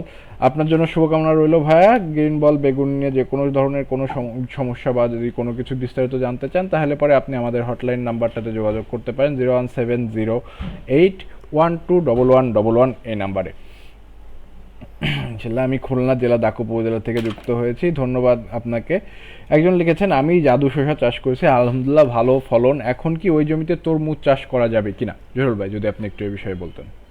আচ্ছা, এখন ওই ভাই কোন অঞ্চল থেকে দেখছেন এটা আসলে আমাদের জানা দরকার, কারণ হচ্ছে এক অঞ্চল ভেদে কিন্তু আমরা এটাকে সাজেশন দিয়ে থাকি। হ্যাঁ, তো যা শশা চাষ করার পরে পরবর্তী জমিতে তরমুজ অনায়াসে চাষ করতে পারবে, অবশ্যই সেটাকে জমিকে আবার ভালোভাবে শোধন করে নিবেন এবং পাশাপাশি পর্যাপ্ত পরিমাণে খাবার দিবেন। অনেক সময় কৃষক ভাইয়েরা প্রথম অবস্থায় যে খাবারগুলো দিয়ে দেয় বেডে, মালচিং এর নিচে দেখা যায় যে খাবারগুলো দিয়ে দেয়, পরবর্তীতে মানে পরবর্তী ফসল করার আগে কোনো খাবার দেয় না। সেই ক্ষেত্রে কিন্তু আবার মানে পর্যাপ্ত পরিমাণে ফলন সে পাবে না। এই কারণে অবশ্যই যখন আপনি তরমুজ চাষ করবেন, ওই একই জমিতে কিন্তু অবশ্যই জমিকে একটু শোধন করে নিবেন। পাশাপাশি যে খাবারগুলো দেওয়া দরকার, অর্থাৎ সারের পাশাপাশি আমি যে এর আগে যে কথাগুলো বললাম, হিউমিক অ্যাসিড, ফালমিক অ্যাসিড এবং এই বিষয়গুলো যেগুলো আছে, এগুলো সম্পূর্ণভাবে আবার নতুন করে দিয়ে তারপরে কিন্তু আপনি অবশ্যই চাষ করতে পারবেন। ধন্যবাদ জহুরুল ভাইকে। আচ্ছা, এবার আমাদের যে সাধারণত যে বিষয় নিয়ে আলোচনা করতেছিলাম, মাচা জাতীয়, এই সময় মাচা জাতীয় ফসল যারা চাষ করবেন সেগুলোর টিপস অ্যান্ড ট্রিক্স এবং কী ধরনের কী সমস্যা হয়ে থাকে সেগুলো নিয়ে উপকৃত। এবার যদি আমরা আসি, আমরা এই পর্যন্ত দেখলাম যে জমি প্রস্তুত এবং সার প্রয়োগ, আমরা ফসল নির্বাচন করলাম, জমি নির্বাচন করলাম, বীজও নির্বাচন করলাম, এবারে জমি মোটামুটি আমাদের প্রস্তুত। এখন যদি আসি বীজের অঙ্কুরোদ্গম বা চারা তৈরির ক্ষেত্রে, এখন বিভিন্ন সময় বিভিন্ন রকমের বীজ কিন্তু বিভিন্নভাবে অঙ্কুরোদ্গম করা হয়ে থাকে। বীজের পাতলা আছে, মোটা আছে, চিকুন, বিভিন্ন ধরনের বীজ হয়ে থাকে, হাইব্রিড বীজগুলো। এই বিষয়ে যদি আপনি একটু আমাদের কৃষক বন্ধুদের কাছে বিস্তারিত বলতেন। ধন্যবাদ। আসলে বীজ অঙ্কুরোদ্গমটা কিন্তু খুবই গুরুত্বপূর্ণ। দেখা যাচ্ছে যে এই মুহূর্তে টেম্পারেচার একটু বেশি, অর্থাৎ তাপমাত্রা কিন্তু 25 ডিগ্রি সেলসিয়াস বা তার আশেপাশে আছে। এই মুহূর্তে যদি কেউ মূল জমিতে দিয়েও করতে চায়, সেক্ষেত্রে করা সম্ভব বা যাবে। কিন্তু যখন শীতকালে বা তাপমাত্রা যখন কম থাকবে, তখন কিন্তু অবশ্যই আগে জার্মিনেশন করাই নিতে হবে, তারপরে জমিতে দিতে হবে। আর পাশাপাশি বীজের আসলে অঙ্কুরোদ্গমটা করানো খুব ইম্পর্টেন্ট। এই কারণে যদি আমি আগে থেকেই বীজটাকে ফাটায়, তারপরে ফাটানো বলতে এটাকে বোঝানো হচ্ছে যে জার্মিনেশন হওয়ার প্রথম প্রাথমিক পর্যায়ে যখন যখন দেখা যাচ্ছে যে একটু পানিতে ভিজায় রাখার পরে 8 থেকে 10 ঘন্টার সময় পানিতে যখন ভিজায় রাখলে, তারপরে একটা সময় একটু গরম জায়গায় রেখে, গরম জায়গা বলতে কিন্তু এটা এটা বোঝানো হচ্ছে যে 25 থেকে 30 ডিগ্রি সেলসিয়াস তাপমাত্রা থেকে এরকম একটা পরিবেশে যদি রাখা হয়, এবং সেখানে কিন্তু আর্দ্রতা যদি কিছুটা থাকে, অর্থাৎ একদম শুষ্ক না, ভেজা অবস্থায় রাখা, তাহলে কিন্তু বীজটা আপনি আপনি কিন্তু ফেটে যাবে। অর্থাৎ তার শিকড় গজানোর যে প্রবণতা, ওইটা কিন্তু দেখা যাবে। এবং খুব ছোট অবস্থাতেই, শিকড়টা কিন্তু বেশি বড় করা যাবে না, একদম ছোট অবস্থাতেই কিন্তু সেটাকে মূল জমিতে বপন করে দিতে হবে। এই একটা করা যায়। আর দ্বিতীয়ত হচ্ছে আপনার যখন বীজটা মানে হাতে পেলেন, তখন কিন্তু হালকা একটু রোদে দিয়ে দিলে বীজটা কিন্তু আসলে ঘুমন্ত অবস্থায় থাকে। এই ঘুমটাকে ভাঙানোর জন্য মূলত হচ্ছে একটু রোদে দিলে তার ঘুমটা ভেঙে যায়, তখন তার ভিতরের যে কার্যকলাপগুলো এগুলো কিন্তু শুরু হয়। আর শুরু হওয়ার বীজ কিন্তু একটা বীজ যখন বিভিন্ন কোম্পানিতে রাখা, বিভিন্ন কোম্পানির প্রসেসিং সেন্টার গুলোতে রাখা হয়, সেখানে কিন্তু আসলে অনেক কম তাপমাত্রায় রাখা হয়, যে কারণে বীজটা কিন্তু ঘুমন্ত অবস্থায় চলে যায়। আবার দেখা যাচ্ছে তার যে ভিতরের যে আর্দ্রতা, সেটা কিন্তু একটা নির্দিষ্ট পর্যায়ে রাখা হয়, যার কারণে সে জার্মিনেশন নেয় না। যখন কৃষক ভাইয়ের হাতে সে বীজটা চলে আসবে, তখন সে প্রথমত সে কিছুক্ষণ রোদে দিবে। দেখা যাচ্ছে যে তীব্র রোদে না, কড়া রোদে না, একটু মিষ্টি রোদে 30-35 মিনিট রোদে দিয়ে, তারপরে যদি একটু সাহায্যযুক্ত স্থানে রেখে কিছুক্ষণ ভিজায় রাখে, অর্থাৎ দেখা যাচ্ছে এক এক বীজের সময় এক একটা সময় লাগে। অ্যাভারেজ বা গড়ে হচ্ছে আপনার 6 থেকে 8 ঘন্টা এই সময়ের জন্য। শীতকালে সেটা আর একটু বেশি হবে। এই সময়ের জন্য আসলে টিউবওয়েলের যে পানিটা পাওয়া যায়, খুব বেশি ঠান্ডা পানি না, আবার খুব বেশি গরম পানি না, এরকম পানিতে 8 থেকে 10 ঘন্টা মানে ভিজায় রাখার পরে, তখন তার ভিতরের যে পানির পরিমাণটা কিন্তু বাড়বে এবং তার ঘুম ভেঙে গেল, তখনই কিন্তু সে ফাটবে এবং তখনই মূল জমিতে দিলে সে কিন্তু অঙ্কুরোদ্গম হবে। এটা বেশি ভালো হয় যেটাকে অঙ্কুরোদ্গম করে তারপরে মাঠে দিলে। আর দ্বিতীয়ত হচ্ছে যে মাঠে যখন দিব, তখন কিন্তু খুব বেশি গভীরে কিন্তু তাকে দেওয়া যাবে না, এটা বিষয় খেয়াল রাখবো। কারণ কৃষক ভাইরা দেখা যাচ্ছে শশার বীজও যে যতটুকু গভীরে দিচ্ছে, আবার করলার বীজ ততটুকু গভীরে দিচ্ছে, তারপরে আবার লাউয়ের বীজ ঠিক ততটুকু গভীরে দিচ্ছে। এরকম না করে শশার বীজ যে আকৃতি আছে, সেই আকৃতি 1.5 থেকে 2 গুণ গভীরে দিবে। যেমন শশার বীজটা খুবই ছোট, দেখা যাচ্ছে যে আপনার 2 থেকে 2 সেন্টিমিটার এর ভিতরে দিলেই কিন্তু সেটা এনাফ। আর পাশাপাশি হচ্ছে যে যে বীজগুলো একটু সাইজে বড়, যেমন মিষ্টি কুমড়া, করলা, এই বীজগুলো কিন্তু একটু অপেক্ষাকৃত, যেমন 1 ইঞ্চির আশেপাশে যদি গভীরে দেওয়া হয় তাহলে সেক্ষেত্রে কিন্তু ভালো একটা জার্মিনেশন দিবে। অনেক ভাইরা দেখা যায় অনেক গভীরে দিয়ে দেয়। আরেকটা বিষয় যে জার্মিনেশনের সময় আরেকটা প্রবলেম, মানে আরেকটা সমস্যা ফেস করে দেখা যাচ্ছে যে জমি শোধন না করার কারণে কিছু পিঁপড়া বা কিছু পোকা সেটাকে কিন্তু খেয়ে দেয়। বিভিন্ন ধরনের পোকা মাটিতে থাকে, এগুলো এই পোকাগুলো কিন্তু বীজটাকে খেয়ে ফেলে, দেখা যাচ্ছে জার্মিনেশন হচ্ছে না, এটা একটা বিষয়। আর যখন বীজটা দেওয়া হলো তখন কিন্তু একটু পানি দিয়ে দিতে হবে। মূল জমিতে অনেক সময় শুষ্ক অবস্থায় থাকে, বীজটা কিন্তু আবার সেই শুকায় যাবে, আবার ঘুমন্ত অবস্থায় চলে যাবে। অথবা তার যে খুব ছোট্ট বীজের মধ্যে কিন্তু খুব ছোট্ট একটা গাছ থাকে যেটাকে বেবি প্ল্যান্ট বলে, সেটা কিন্তু খুবই ছোট এবং খুবই সেন্সিটিভ একটা, ওটা কিন্তু অতিরিক্ত হিট পেলে সে কিন্তু নষ্ট হবে, অতিরিক্ত ঠান্ডা পেলে সে আবার ঘুমিয়ে যাবে। এজন্য তাকে একটু পানি দিয়ে খুব মানে রক্ষণাবেক্ষণ রাখতে হবে। কারণ হচ্ছে সে ভিজা অবস্থায় আছে কিনা বা খুব বেশি শুকিয়ে গেল কিনা এই বিষয়টাকে খুব খেয়াল রাখতে হবে প্রথম কয়েকটা দিন, যাতে পাখি না আসতে পারে। পাখি কিন্তু অনেক ক্ষেত্রে বীজ মাঠ থেকে খেয়ে ফেলে, আবার দেখা যাচ্ছে পোকাগুলো খেয়ে ফেলে। এই জন্য খুব সতর্কতার সাথে মাটি যদি শোধন করা হয় সেক্ষেত্রে কিন্তু এটা অনায়াসেই এড়ানো সম্ভব। আর পাশাপাশি যখন বীজ দেওয়া হয় পিটে পিটে, অর্থাৎ গর্তে গর্তে একটু জৈব সার অর্থাৎ রাসায়নিক সার নয়, অবশ্যই বীজ দেওয়ার 7 থেকে 10 দিন আগে কিন্তু জমি তৈরি করে তার তার আগে কিন্তু সার দিয়ে দিতে হবে। সার দেওয়ার অন্তত 5 থেকে 7 দিন পরে কিন্তু আপনার মূল জমিতে বীজ রোপণ করতে হবে। তাছাড়া কিন্তু মানে বীজটা ক্ষতিগ্রস্ত হবে, চারা চারা অবস্থা কিন্তু ক্ষতিগ্রস্ত, বিশেষ করে পটাশ সারটা খুব ক্ষতি করতে পারে। এজন্য অবশ্যই জমিতে ভালোভাবে সারটা মিশিয়ে দেওয়ার পরে 5 থেকে 7 দিন, মিনিমাম 5 থেকে 7 দিন পরে কিন্তু আপনি বীজটা দিবেন। আর এবং দেখবেন যে খেয়াল রাখবেন যে শুষ্ক অবস্থা থাকে কিনা, এটা কিন্তু খুবই ইম্পর্টেন্ট একটা বিষয়। তারপরে হচ্ছে চারা গজানোর সময় যে বিষয়গুলো খেয়াল রাখবো যে চারা অবস্থায় কিন্তু গাছটা কিন্তু সেন্সিটিভ থাকে। এই সময় কিন্তু দেখা যায় অতিরিক্ত পানি থাকলে আবার গাছের গোড়া পচে যায়, যেটাকে আমরা ড্যাম্পিং বলি। এটাকে রোধ করার জন্য তারা যখন একটু বড় হচ্ছে তখন কার্বেন্ডাজিম গ্রুপের যে সমস্ত ছত্রাকনাশক থাকে এটা প্রতি লিটার পানিতে 1 থেকে 1.5 গ্রাম হারে দিয়ে শুধু গোড়ায় গোড়ায় অল্প একটু পানি দিয়ে, যাতে গাছটাতে মানে খুব বেশি পরিমাণে যে না যায়, অল্প পরিমাণে গাছের গোড়ায় একটু উপরে একটু স্প্রে দিলে তাহলে সেক্ষেত্রে দেখা যায় যে এই ড্যাম্পিং অফের যে প্রবণতা এটা কিন্তু কমে যায়। আর যে সমস্ত ভাইরা আহ, বীজ রোপণ না করে সরাসরি চারা মূল জমিতে রোপণ করবেন তাদের ক্ষেত্রে অবশ্যই রোপণ করার ক্ষেত্রে বিভিন্ন সতর্কতা আছে। যে তারা যে কাণ্ডে এটা যাতে খুব বেশি চাপ না লাগে, যদি কাণ্ডে বেশি চাপ লেগে যায় তাহলে সেক্ষেত্রে কিন্তু ড্যাম্পিং হওয়ার প্রবণতা বাড়ে এবং সেটা কিন্তু ক্ষতিগ্রস্ত হয় এবং গাছটা কিন্তু অনেক সময় ঢলে পড়ে মারা যায়। এজন্য চারা লাগানোর পরে অবশ্যই কার্বনডাজিম গ্রুপের যে ছত্রাকনাশক আছে, সবচেয়ে ভালো হয় যে ধরতে ধরতে কার্বনডাজিম গ্রুপের ছত্রাকনাশকটা 2 থেকে 3 দিন আগে দিয়ে রাখলে পরে আবার যখন চারা লাগবে তার 2 থেকে 3 দিন পর আবার একটা কার্বনডাজিম গ্রুপের ছত্রাকনাশক দিয়ে রাখলে খুবই ভালো হয়। কারণ এই সময় পচা হওয়ার প্রবণতাটা বাড়ে। এই সময় আবার যখন দেখা যাচ্ছে যে পচা লেগে যায় তখন কিন্তু আবার পুরোটা নষ্ট হয়ে যাচ্ছে। এই জন্য অবশ্যই কার্বনডাজিম গ্রুপের ছত্রাকনাশক পাশাপাশি আর্দ্রতা খুব খুব কম সতর্কতার সাথে আসতেছে, পানি ব্যবহার। ফ্লাকচুয়েট রিসিভ অতিরিক্ত অবস্থা পানি খুবই। ব্যবহার করলে ড্যাম্পিং অফ হয়ে যাবে বা চারা মারা যাবে। আবার অতিরিক্ত শুষ্ক থাকলেও কিন্তু সমস্যা হবে। যেহেতু এখন দেখা যাচ্ছে যে তাপমাত্রা প্রায় 25 ডিগ্রি সেলসিয়াসের উপরে থাকে দিনের তাপমাত্রা, এই জন্য খুব খেয়াল করে এই এই পার্টটা, অর্থাৎ যেহেতু ছোট অবস্থাতে খুব সেন্সিটিভ থাকে এই পার্টটাতে আমরা সতর্কতা অবলম্বন করবো। ওকে ভাই, এটা তো আসলে যা বীজ গেল, অঙ্কুরোদ্গম গেল, চারা গেল, এবার চারা রোপণের পরে যে পরিচর্যাগুলো আছে সেটা আসলে কিভাবে কৃষক বন্ধুরা নেবেন? আচ্ছা, চারা রোপণ কিন্তু আমরা আসলে কোন মাটিতে আসলে চারা রোপণ কোন অবস্থাতে আসলে যখন জো কন্ডিশনে থাকে, অর্থাৎ মাটিতে কিন্তু হালকা রস থাকতে হবে, ওই মুহূর্তে কিন্তু আপনার চারা রোপণ করতে হবে। এটা একটা বিষয়। আরেকটা বিষয় হচ্ছে যে চারা রোপণের কয়েকদিন পর পরই কিন্তু অবস্থা পর্যবেক্ষণ করতে হবে যে আসলে পানির কোনো ঘাটতি আছে কিনা, শুকিয়ে গেল কিনা, এটা কিন্তু খেয়াল রাখতে হবে এবং অল্প পরিসরে কিন্তু পানি দিতে হবে। আর সেচ দেওয়ার সময় কিন্তু একটা বিশেষ সতর্কতা এই সময়ের জন্য, যে সেচ দেওয়ার আগে কার্বেন্ডাজিম গ্রুপের ছত্রাকনাশক অন্ততপক্ষে 2 থেকে 3, আমরা যদি এরকম ডেট ফিক্স করি যে আগামী 3 দিন পরে আমি জমিতে সেচ দিব বা পানি দিব, তো সেই ক্ষেত্রে 2 থেকে 3 দিন আগেই কিন্তু আমরা কার্বেন্ডাজিম গ্রুপের যে ছত্রাকনাশক এটা কিন্তু গোড়ায় গোড়ায় দিয়ে দেবো।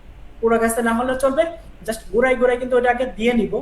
দেওয়ার পরে আহ, তারপরে আমরা 2 থেকে 3 দিন পর পানি যদি দেই তাহলে সেক্ষেত্রে কিন্তু আমার এই যে গাছের চারা মরে অর্থাৎ গোড়ার যে পচে যাওয়ার যে এটা কিন্তু অনেকাংশে কমে যাবে। আর একটা বিষয়, চারা অবস্থায় কিন্তু দেখা যায় মালচিং এর আশেপাশে অনেক মানে তাপমাত্রার পরিমাণটা একটু বাড়তি থাকে। যেন মালচিং পেপারটা এমন ভাবে সেট করতে হবে যেখানে ফাঁকা জায়গা না থাকে, ভিতরে যাতে একদম টাইটলি থাকে, যাতে যখন চারা লাগানো হয় ওখানে যাতে কোনো ফাঁকা জায়গা না থাকে। ফাঁকা জায়গা থাকলে দেখা যায় যে বায়ু সঞ্চারিত হয় ওই সময়, আর্দ্র বায়ু এবং অতিরিক্ত তাপমাত্রা থেকে আবার ড্যাম্পিং হওয়ার সম্ভাবনা থাকে। এজন্য যখন আমরা চারা লাগাবো অবশ্যই খেয়াল রাখবো যাতে মাটির লেভেলটা থাকে এবং ভিতরে যাতে কোনো ফাঁপা জায়গা না থাকে, তাহলে সেক্ষেত্রে খুব ভালো হয় এবং চারা যে মারা যাওয়ার প্রবণতা এটা ভালো হয়। এবং প্রথম 7 থেকে 10 দিনের মধ্যে কিন্তু চারাতে বিভিন্ন ধরনের পোকার আক্রমণ হয়। যে আমরা দেখতে পাই যে বিভিন্ন রেড পাম্পকিন বিটল বা পাম্পকিন বিটল এইগুলো কিন্তু অতিরিক্ত পর্যায়ে থাকে। এই জন্য এটাকে কন্ট্রোল করার আগে যদি সতর্কতা অবলম্বন করি, যে জমি যখন প্রস্তুত করতেছি তখনই যদি সাইপারমেথ্রিন গ্রুপের যে সমস্ত কীটনাশক বাজারে পাওয়া যায় এগুলো দিয়ে রাখি, এবং পাশাপাশি মানে সাইপ্রামেথিন গ্রুপের যে কীটনাশকগুলো আছে এগুলো যদি আমরা 7 থেকে 10 দিন বয়স চারার উপরে অল্প পরিসরে, অর্থাৎ 0.5 মিলি পার লিটারে, এবং সময় ভেদে 1 মিলি পার লিটারও দেওয়া লাগতে পারে। আবার দেখা যাচ্ছে যে অতিরিক্ত পর্যায়ে যখন সেটা চলে যাবে, সেটা ল্যামডা সাইহ্যালোথ্রিন গ্রুপের যে কীটনাশকগুলো আছে এগুলো আর সবচেয়ে ভালো হয়, বাজারে কিন্তু এখন ভালো মানে জৈব বালাইনাশক কিন্তু পাওয়া যায়, বায়োপেস্টিসাইড বা জৈব বালাইনাশক কিন্তু পাওয়া যায়। এগুলোও কিন্তু আমরা ব্যবহার করতে পারি, কারণ এগুলো ব্যবহার করলে দেখা যাচ্ছে একটা হচ্ছে পরিবেশের জন্য ভালো, মানুষের স্বাস্থ্যের জন্য ভালো, মাটির স্বাস্থ্যের জন্য ভালো, এবং গাছের জন্য ভালো, এবং পোকার যেটাকে আমরা কন্ট্রোল করতে চাচ্ছি সেটা কিন্তু কন্ট্রোল হবে। এবং পাশাপাশি এই সময়ে কিন্তু, অর্থাৎ যেহেতু এখন মার্চ মাস চলমান, এই সময়ে কিন্তু অনেক সময় এই চারা অবস্থায় থ্রিপসের আক্রমণ হতে পারে। এই থ্রিপসটা কিন্তু চারা অবস্থায় যদি আক্রান্ত হয় তাহলে কিন্তু অনেকাংশেই গাছটাকে নষ্ট করে দিতে পারে। মানে গাছটাকে থ্রিপস আমরা আসলে কোন পোকাকে আমরা বোঝাচ্ছি সেটা কৃষক ভাইদেরকে উদ্দেশ্যে বলতেছি। সেটা হচ্ছে কৃষকরা অনেক সময় চুলচুলে পোকা নামের একটা পোকার কথা বলে থাকেন, যেটা আসলে থ্রিপস পোকা। সেটা হচ্ছে আপনার পাতার নিচে কিন্তু থাকে, পাতার নিচে সে কিন্তু অবস্থান করে, কারণ অনেক গুচ্ছাকারে অবস্থান করতে পারে। দেখা যাচ্ছে এই থ্রিপস কিন্তু জীবন চক্র কিন্তু একটু ডিফারেন্ট। সেটা হচ্ছে যে দেখা যাচ্ছে যে আমরা মাছি পোকার ক্ষেত্রে যেটা বললাম যে তা বয়স্ক মাছি পোকা কিন্তু আমাদের গাছে জন্য ক্ষতিকর হয়ে থাকে, এটা কিন্তু আবার বয়স্ক থ্রিপস যেটা সেটা কিন্তু গাছের জন্য ক্ষতিকর না। সেই বয়স্ক যে থ্রিপসটা সে কিন্তু আসলে পাতার যে স্তরে, অর্থাৎ এটা পাতার ভিতরে কিন্তু সে ডিম পারে, বা পাতার নিচের অংশে বা ফুলের পাপড়িতে বা ফুলের ভিতরে কিন্তু সে ডিম পারে। ডিমের অবস্থায় 1-2 দিন থাকার পরে সে কিন্তু ফুটে কিন্তু যে কি হয়, বাচ্চা বের হয়। হ্যাঁ, কৃষকের ভাষায় বা নিজে যাতে বুঝতে পারে এই ভাষায় বলতেছি, সেটা হচ্ছে যে বাচ্চা বের হয়, এবং এটাই কিন্তু আসলে আমাদের ক্ষতিকর স্টেজ, এবং এটাকেই কিন্তু আমরা খালি চোখে দেখি। খুব সূক্ষ্ম অবস্থা এবং খুব সরু সরু যে পোকাটা, মানে ব্রাউন কালারের টাইপের যে পোকাগুলো থাকে, এটা কিন্তু পাতার নিচে অবস্থান করে। এটা এবং এটা কিছুদিন পরে দেখা যায় ওখানে কয়েকদিন অবস্থান করার পরে সেটা ইন্টারেস্টিং কিছু কি করে, মাটিতে চলে আসে, এবং মাটিতে তার আরেকটা জীবন চক্র কিন্তু ইয়া করে, কাটায়। মাটি দেখা যায় 2 থেকে 3 সেন্টিমিটারের ভিতরে সে চলে যায়, এবং ওখান থেকে কিন্তু আবার বয়স্ক অবস্থায় সে কিন্তু আবার উড়ে বেড়ায়, এবং আবার সেই চক্র সম্পূর্ণ করার জন্য পাতায় বা ফুলে কিন্তু ডিম পারে। তো এটাকে কন্ট্রোল করে থ্রিপস পোকা কিন্তু এখন খুবই মারাত্মক একটা সমস্যা এই সময়ের জন্য, কারণ থ্রিপস পোকার জন্য উপযোগী সময় হচ্ছে 25 থেকে 30 ডিগ্রি সেলসিয়াস তাপমাত্রা এবং শুষ্ক আবহাওয়া। এই সময় কিন্তু বাংলাদেশে তেমন একটা বৃষ্টিপাত হচ্ছে না বা হয় না, শুষ্ক অবস্থা বিরাজ করে, দিনের তাপমাত্রা 25 থেকে 30 ডিগ্রি সেলসিয়াস মধ্যে থাকে। এই জন্য এটা খুবই উপযোগী তাপমাত্রা। এই জন্য একে কন্ট্রোল করতে হবে বিভিন্ন উপায়ে। শুধু কীটনাশক, ভাইরা বলে শুধু কীটনাশক ব্যবহার করলে কাজ হচ্ছে না কেন, এটা কিন্তু শুধু কীটনাশক ব্যবহার করে না। যেমন আমরা বললাম যে পাতার নিচে থাকে, গাছের পাতার ভিতরে থাকে, আবার সে মাটিতে চলে আসে, মাটি থেকে তার জীবন চক্রকে মানে সে কিন্তু সম্প্রসারণ করে। এই জন্য এ কিন্তু ভেজা অবস্থা, শুষ্ক অবস্থাকে সে পছন্দ করে। এই জন্য অবশ্যই থ্রিপস পোকাকে কন্ট্রোল করতে হলে মাটিকে ভেজা অবস্থায় রাখতে হবে, এবং থ্রিপস পোকাকে যেহেতু আগাছা পছন্দ করে, এই আগাছাটাকে যতটুকু সম্ভব দূর করতে হবে, মানে আগাছা দমন করতে হবে। আগাছা দমন করলে দেখা যায় অনেকাংশেই পোকামাকড় কমে যেতে পারে, এবং তার যে আবাসস্থল হিসেবে ব্যবহার করে এটাকে কমে যাবে। এজন্য মানে সমন্বিত একটা অবস্থা করেই কিন্তু তার বিরুদ্ধে ঝাঁপাই করতে হবে, কারণ থ্রিপস কিন্তু এখন মারাত্মক একটা সমস্যা। কি করবো, মাটিটাকে ভিজা রাখবো। দ্বিতীয়ত হচ্ছে কিছু ট্র্যাপ পাওয়া যায়, অর্থাৎ আঠালো ফাঁদ পাওয়া যায়, কিন্তু এই থ্রিপসটা কিন্তু হলুদের থেকে নীল ফাঁদে কিন্তু বেশি আকৃষ্ট হয়। এই জন্য নীল ফাঁদ গুলো গাছ যে উচ্চতায় আছে ওই উচ্চতায় কিন্তু আমরা রাখবো। এটা কি বয়স্কতাকে আমরা ধরে ফেলতে পারবো। আর যে পিউপার দশা যেটা মাটিতে বসবাস করে তাকে মানে কন্ট্রোল করার জন্য মাঝে মাঝে সাইপারমেথ্রিন যে টাইপের যে সমস্ত কীটনাশক বাজার পাওয়া যায়, ক্লোরোপাইরিফাস সাইপারমেথ্রিন দুটো মিক্স করেও পাওয়া যায়, এগুলো কিন্তু শুধু মাটিতে স্প্রে করতো, গাছে না, শুধু প্রথম অবস্থায় মাটিতে স্প্রে করে কিছু পানি দিয়ে দিব, তারপর মাটিতে স্প্রে করবো, তাহলে ওই দশাটা সে কন্ট্রোল হলো। দ্বিতীয়ত হচ্ছে যে উপরে যেটা সেটা কিন্তু কন্ট্রোল করার জন্য অ্যাবামেকটিন গ্রুপ, স্পিনোসেট গ্রুপ, স্পিনোসেটের দুটো ধরন আছে, দেখা যাচ্ছে 2.5 ইসি বা 45 ইসি, এগুলো কিন্তু আমরা অবস্থা বুঝতে স্প্রে করবো। এখানে আরেকটা বিষয় খেয়াল রাখবো, স্প্রে করার সময় সিলিকন সারফেক্টেন্ট অর্থাৎ কৃষক ভাইরা যেটাকে আঠা বলে থাকে, এটাকে মানে ব্যবহার করব এই কারণে, কারণ আমরা জানি থিপস পোকা থাকে হচ্ছে পাতার নিচে, এই পাতার নিচেকে যাতে এটা কন্ট্রোল করার জন্য মূলত এর সাথে হচ্ছে আমরা আঠাটা ব্যবহার করবো। এবং স্প্রে করার সময় যেটা খুব ইন্টারেস্টিংলি কৃষক ভাইরা সেটাকে আড়াআড়ি ভাবে ব্যবহার করে, কিন্তু থ্রিপস পোকা কন্ট্রোলের জন্য আড়াআড়ি প্লাস পাতার নিচে স্প্রে করতে হবে, তাহলে কিন্তু অনেকাংশে কাজ হবে। তাহলে আমরা কি করলাম, মাটি ভিজা রাখলাম, মাটিতে স্প্রে করলাম, উপরে পাতার নিচে স্প্রে করলাম, উপরে স্প্রে করলাম, এবং অ্যাডাল্ট বা বয়স্ক পাতাকে ধরার জন্য আমরা কিন্তু হলুদ ফাঁদের পাশাপাশি নীল আঠালো ফাঁদ আমরা কিন্তু জমিতে কিন্তু ব্যবহার করি। এভাবে কিন্তু আমরা বর্তমান সময়ের যে মানে সমস্যা থ্রিপস, এটাকে কিন্তু আমরা ইন্টারেস্টিংলি মানে কমপ্লিট করতে পারি। শুধু কীটনাশক নয়, সমন্বিত প্রচেষ্টার মাধ্যমে কিন্তু এটাকে কন্ট্রোল করা সম্ভব হয়েছে। ওকে জহুরুল ভাই, আমরা থ্রিপস পোকা নিয়ে আমাদের একটা বিস্তর ভিডিও সামনে আসতেছে, যারা কৃষকরা এই মুহূর্তে যারা বুঝছেন বা যারা দেখতেছেন লাইভটা, তাদের আশা করি উপকৃত হবে। এবং আমরা আপনারা যদি বিস্তরভাবে জানতে চান তাহলে পরে আমাদের রিসেন্টলি খুব দ্রুত 2-1 দিনের ভিতরে আমাদের একটা ভিডিও থ্রিপস পোকার কীভাবে দমন করা হয় সেটা নিয়ে আমাদের ফেসবুক পেজে এবং ইউটিউব চ্যানেলে আপলোড হবে। আপনারা আমাদের সাথে ফেসবুক পেজে এবং ইউটিউব চ্যানেলের সাথে যুক্ত থাকতে পারেন।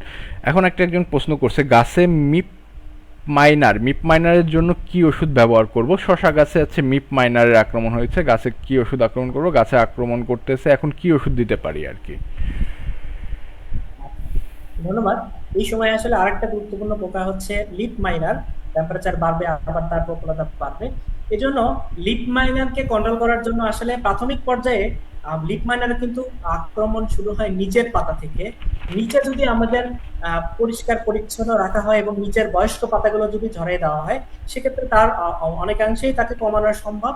পাশাপাশি মানে আমরা জানি যে কেমিক্যাল কীটনাশক ব্যবহার করা কিন্তু ক্ষতিকর, এটাকে এখন গাছকে বাঁচানোর স্বার্থে আমরা কেমিক্যালে যেতে পারি। সেক্ষেত্রে ডেল্টামেথ্রিন গ্রুপের যে সমস্ত, আমি আবারও বলছি, ডেল্টামেথ্রিন গ্রুপের যে সমস্ত কীটনাশক বাজারে পাওয়া যায়, এই ডেল্টামেথ্রিন গ্রুপের কীটনাশক এই ব্যবহার করে কিন্তু এটাকে কন্ট্রোল করা সম্ভব। এটার ডোজ দেখা যাচ্ছে সময় ভেদে দেখা যাচ্ছে 1 মিলি হারেও লাগতে পারে, 0.5 বা 0.5 মিলি থেকে 1 মিলি হারে স্প্রে করবো, এবং অবশ্যই সেটাকে বিকেল বেলার দিকে স্প্রে করবো। জহুরুল ভাই, আপনাকে ধন্যবাদ। একজন কমেন্ট করছেন, এই মুহূর্তে কি কি জাতের তরমুজ চাষ করতে পারবেন আপনি? আমাদের যে তরমুজগুলো আছে, যেমন আস্থা, পাকিজা, মার্সেলো এবং মার্সেলো গোল্ড, এই কয়েকটা জাত আপনি মাচায় এবং জমিতে উভয়ভাবে চাষ করতে পারেন। জহুরুল ভাই, এরপরে গেল তো আমাদের যে আসলে প্রথম 7 দিনে চারা রোপণের পর যে প্রথম 7 দিন, সেটার একটা পরিচর্যা গেল। এখন রোগবালা এবং পোকামাকড় যেটা হচ্ছে ফুল ফোটার পূর্বে আক্রমণ করে, সেইগুলাতে আপনি কিভাবে কন্ট্রোল করবে বা কৃষকরা বিস্তারিত জানতে?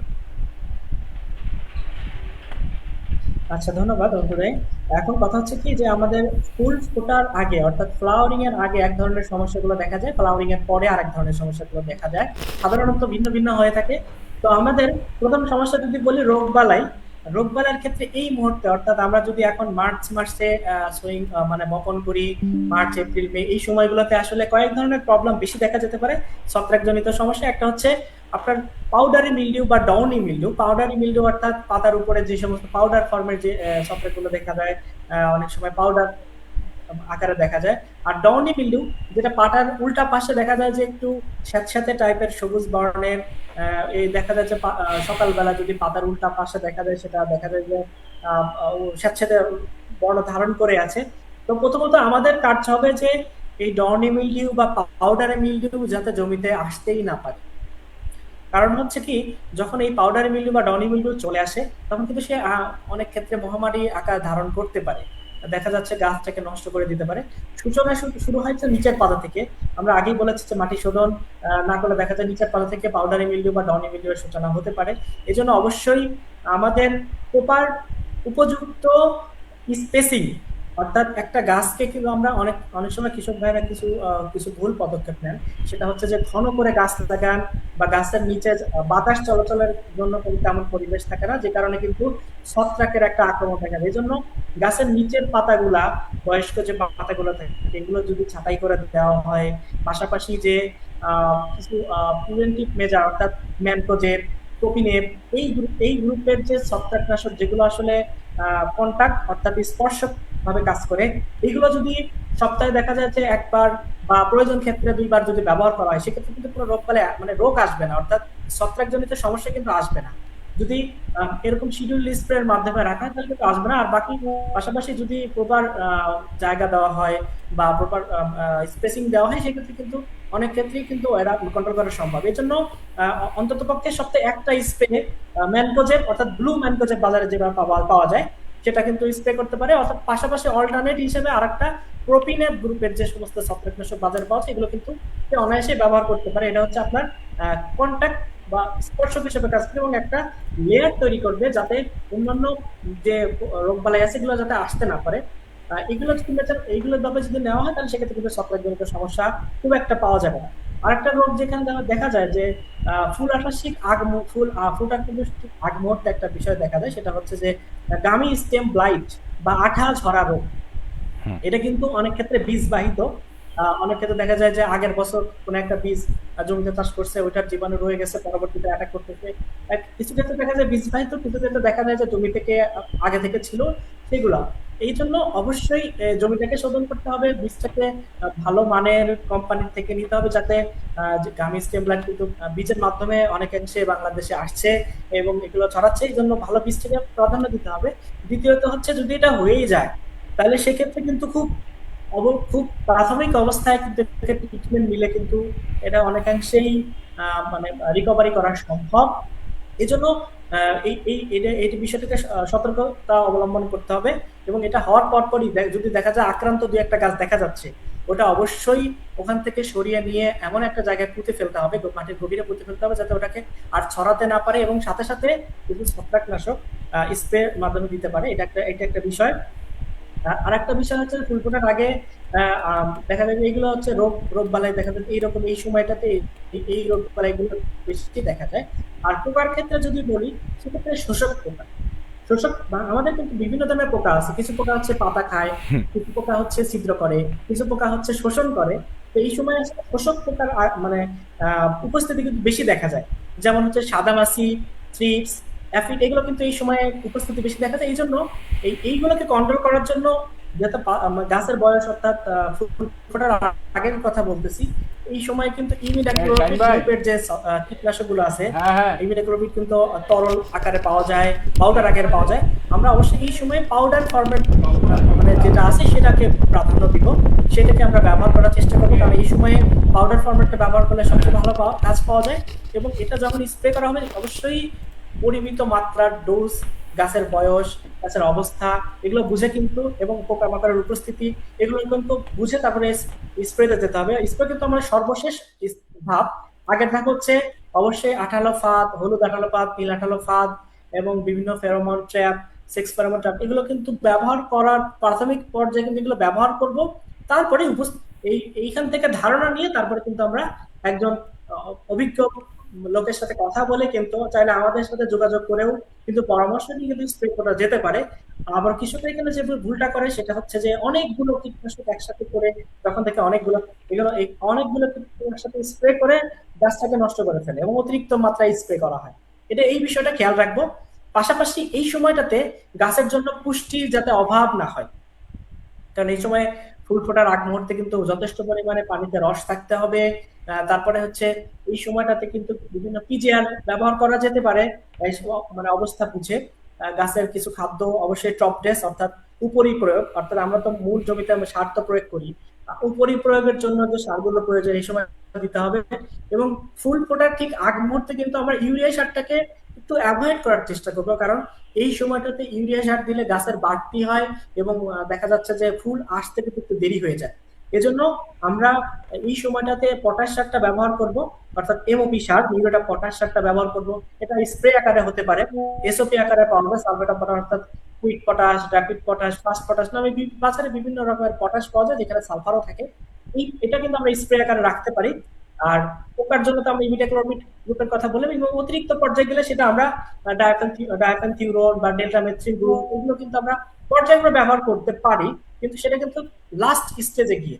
আর আরেকটা বিষয় হচ্ছে যে ফুল ফোটার আগের মুহূর্তে কিন্তু গাছের বিভিন্ন রকমের ভাইরাস এগুলো কিন্তু মানে একটা গাছ থেকে একটা গাছে ছড়াইতে পারে।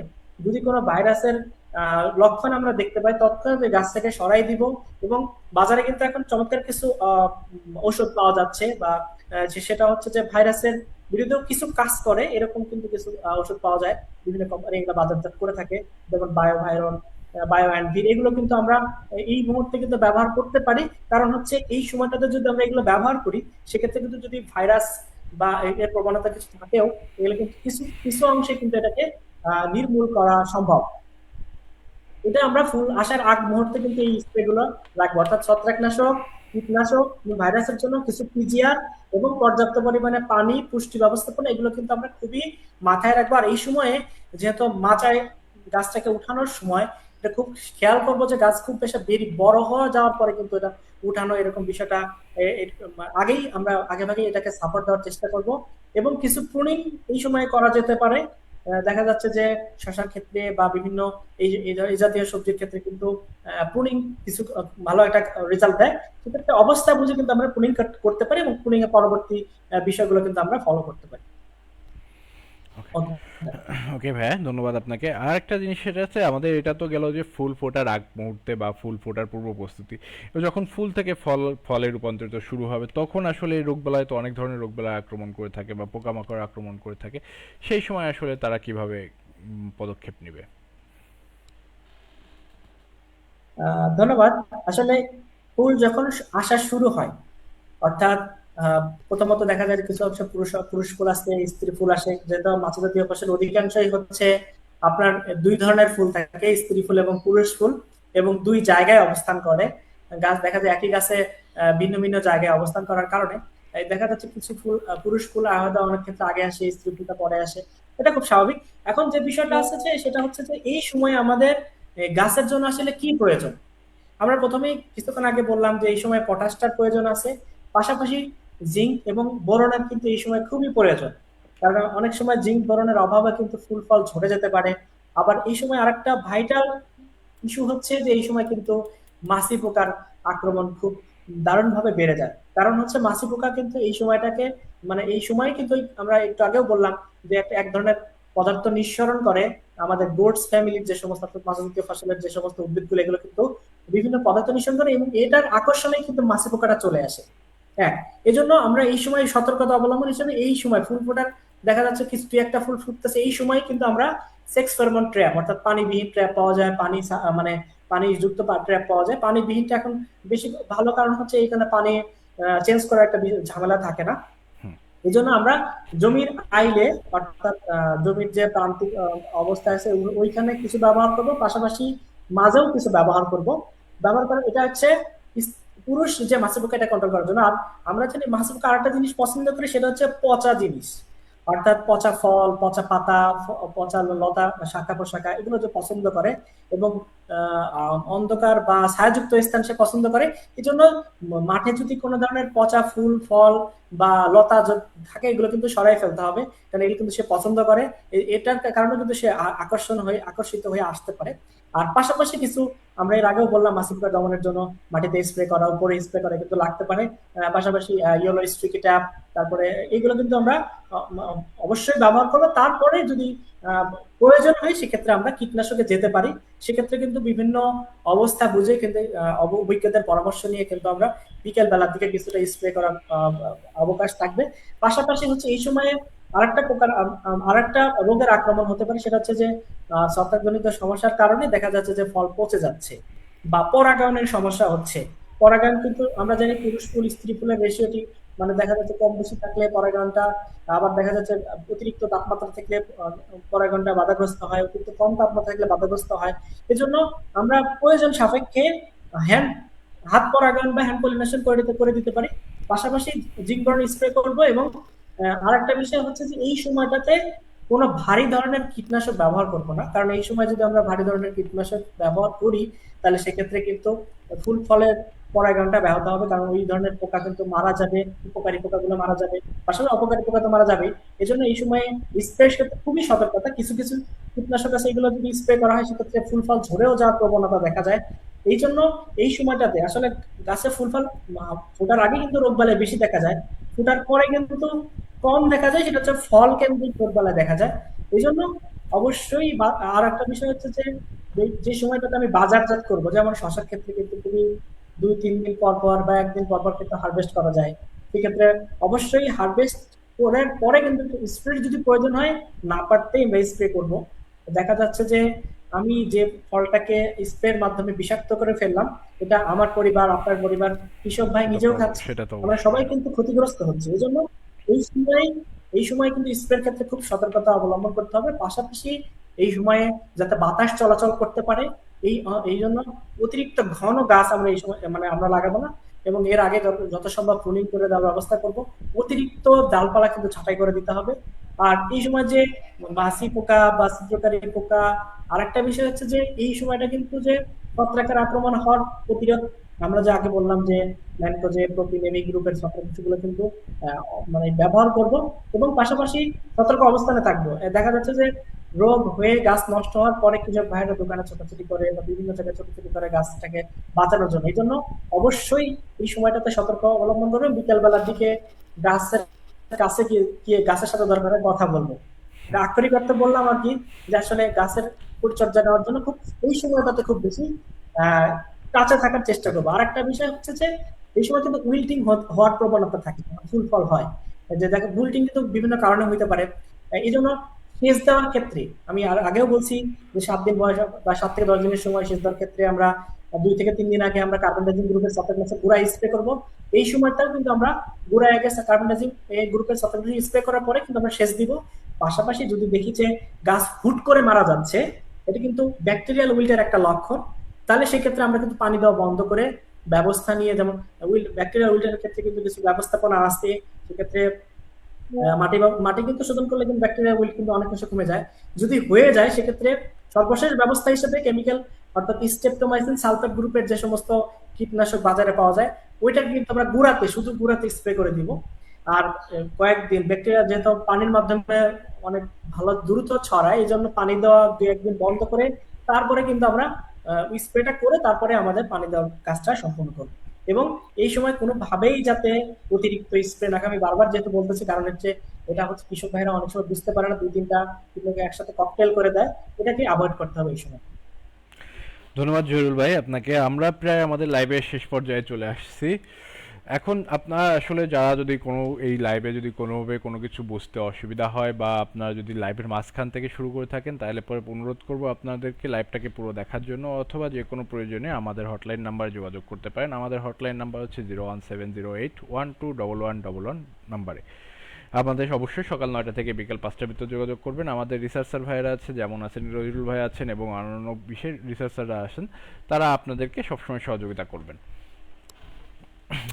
আশা করি। ধন্যবাদ, সবাই ভালো থাকবেন, সুস্থ থাকবেন, মালিক সিটসের সাথেই থাকবেন। ধন্যবাদ জহিরুল ভাই আপনাকে আমাদের সাথে যুক্ত হওয়ার জন্য। তাহলে আল্লাহ হাফেজ ভাইয়া, আপনার ভালো থাকবেন। সবাইকে ধন্যবাদ। জি ধন্যবাদ, আসসালামু আলাইকুম। ওয়ালাইকুম আসসালাম।